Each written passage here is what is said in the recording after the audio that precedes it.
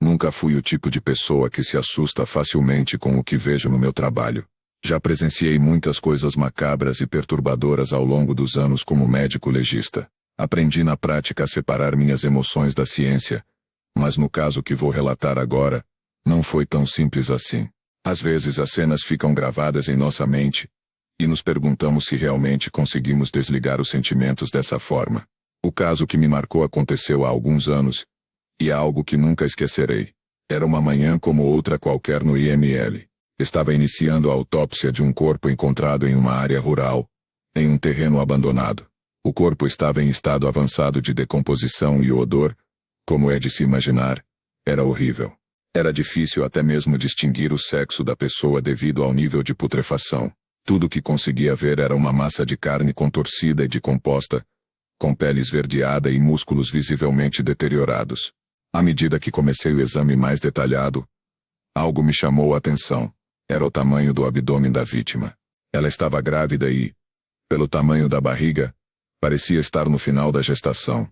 Isso me deixou intrigado, porque em casos como esse, muitas vezes não se consegue identificar a gravidez devido à degradação dos tecidos, mas aquela mulher estava visivelmente grávida. Como médico, minha primeira reação foi de espanto não apenas pelo estado do corpo, mas pela própria questão da gravidez. A situação toda parecia ainda mais sinistra e sabia que precisava descobrir mais, sem pressa, apenas com a atenção necessária. Isso exigia paciência e cuidado. Conforme avançava na análise do corpo, o estado de decomposição era cada vez mais evidente. A carne já estava se desintegrando em muitas áreas, o que dificultava o trabalho. O que estava visível, no entanto, me direcionou para outro detalhe. Ao fazer a abertura abdominal, percebi que o bebê estava de alguma forma ainda no interior da mãe. A morte da mulher não impediu completamente o desenvolvimento do feto e, apesar de todas as condições de decomposição, o corpo da criança estava intacto.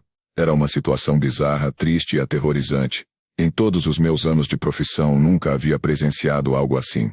Um corpo gestante em estado de decomposição avançada, mas com o bebê ainda tão bem preservado no interior da mãe. Aquele momento foi estranho, como se tudo ao meu redor tivesse entrado em câmera lenta.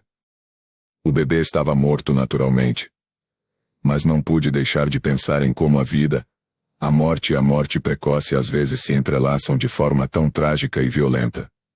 O próximo passo era tentar identificar a mulher e compreender como havia morrido. Sabia que a causa da morte era algo externo, talvez um trauma. A princípio, pensei que pudesse ter sido morta em algum acidente ou durante uma tentativa de assalto, mas os sinais não correspondiam. Quando investiguei mais profundamente, percebi marcas de estrangulamento em seu pescoço e então algo mais intrigante apareceu. Embaixo da pele, próximo à clavícula, encontrei um pequeno hematoma, como se algo tivesse sido pressionado contra ela com grande força. Foi nesse momento que começou a clarear o que realmente havia acontecido. Examinei os registros e verifiquei que a mulher havia sido identificada como Larissa, de 29 anos. Estava casada há 3 anos com um homem chamado Ricardo, conhecido por ser possessivo e ciumento. Ao investigar mais sobre o marido, descobri que ele tinha histórico de agressões contra ela, mas nada tão grave quanto um assassinato. Isso me levou a investigar ainda mais profundamente. Os investigadores começaram a questionar Ricardo e pouco depois ele confessou o crime. Ele não só matou sua esposa por ciúmes, mas também sabia que ela estava grávida de outro homem. O casamento estava deteriorado, e ele ficou obcecado pela ideia de que Larissa o estava traindo. Quando descobriu que estava grávida, e pior ainda, que não era filho dele, a raiva que sentiu foi indescritível. Ele a estrangulou até a morte com as próprias mãos e, mesmo depois disso, teve a ousadia de ficar ao lado do corpo, fingindo que nada havia acontecido. O mais macabro de tudo é que o homem sequer demonstrava remorso. Não parecia se importar com o que havia feito. Matou a mulher com a intenção de acabar com sua vida, mas também com o desejo de destruir qualquer vestígio daquilo que considerava um problema. O que presenciei durante a investigação foi um homem incapaz de compreender a gravidade do que havia feito.